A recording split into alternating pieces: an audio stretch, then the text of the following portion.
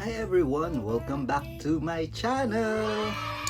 So in today's video, isi-share ko sa inyo yung nabili ko sa Lazada na cellphone holder para sa sasakyan. So samahan nyo ako, i-unboxing natin to.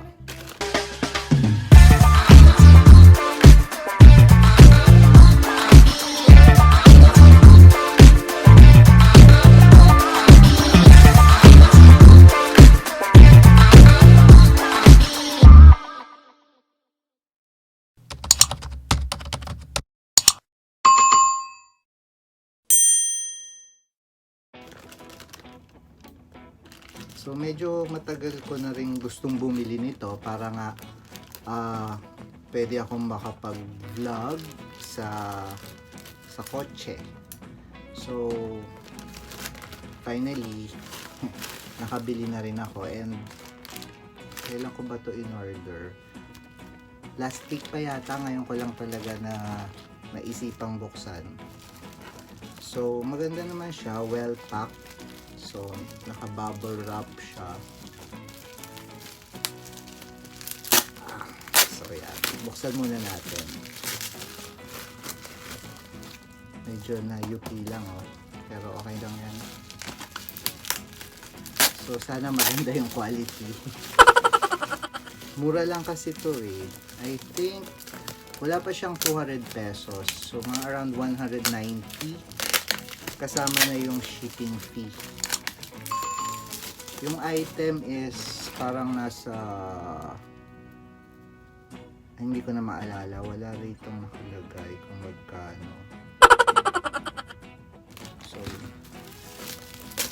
basta alam ko wala pa siyang 200 pesos lahat, kasama na yung shipping fee. So yan.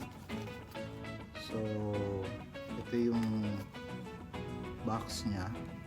Oops, masyadong maliwanag. Hindi na yata makita. So yan. So yan, buksan na natin.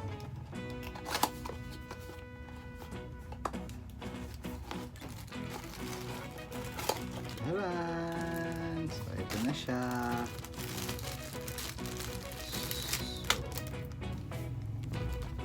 So ganito lang siya. So yan. So I think itong part na to sa ilalim, ito yung ididikit mo dun sa dashboard ng sasakyan mo, or I think pwede rin siya dun sa salamin. And then this one is kung saan mo ikakabit yung cellphone mo dito. So yan, and then yan, pwede mo siyang i-adjust ng ganyan. Ano pa ba? Ayun. So meron din siyang parang lock siguro dito. Yeah. Pag dinikit mo na siyang ganyan sa dashboard, then ilalak mo siyang ganyan.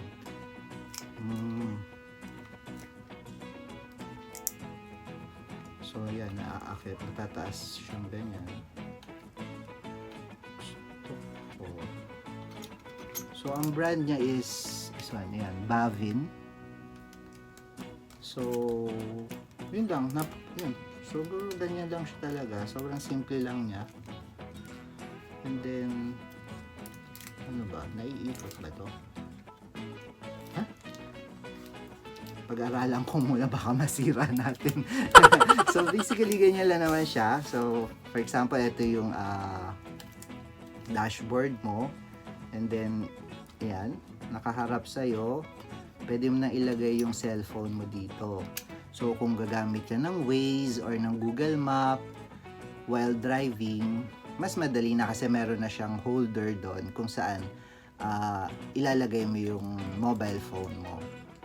So tatry natin to sa sasakyan, ikakabit ko, and then magda-drive na rin ako, titingnan natin yung performance niya, kung gumagalaw ba siya or steady and so on.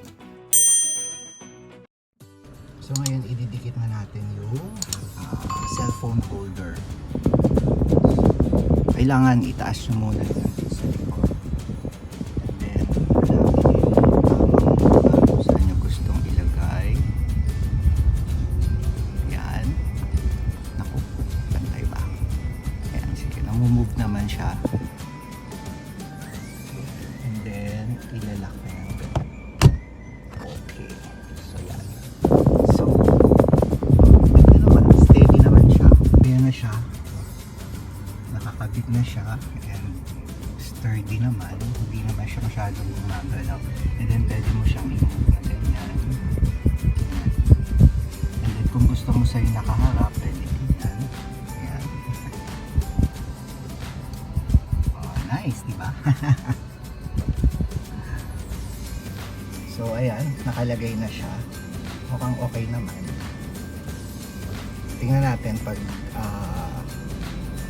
nag-umpisa na tayong mag-drive.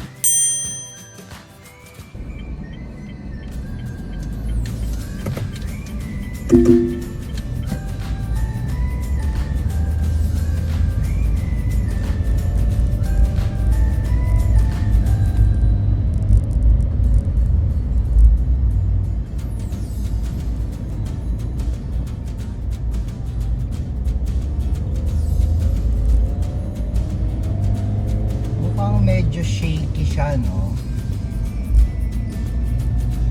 So siguro medyo ang hindi lang maganda sa kanya is medyo shaky siya.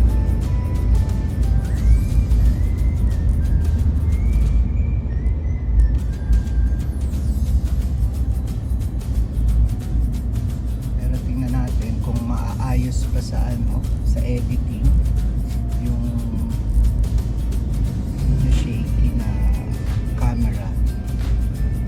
Pero still magagawa naman niya yung kailangan take ng videos while driving. So yun, mukhang okay naman. Pero nung nakikita ko kasi kanina, parang medyo shaky yung shaky yung video. Pero let's see kung kailangan pa niyang i-edit or ayusin pag bago i-post.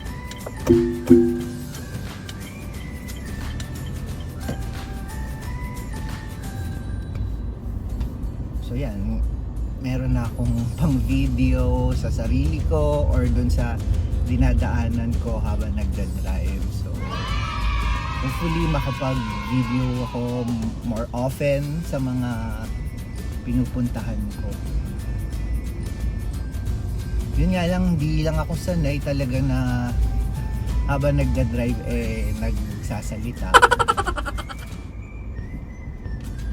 Kasi masanay ako ng tahimik lang and nagko-concentrate sa pagda-drive.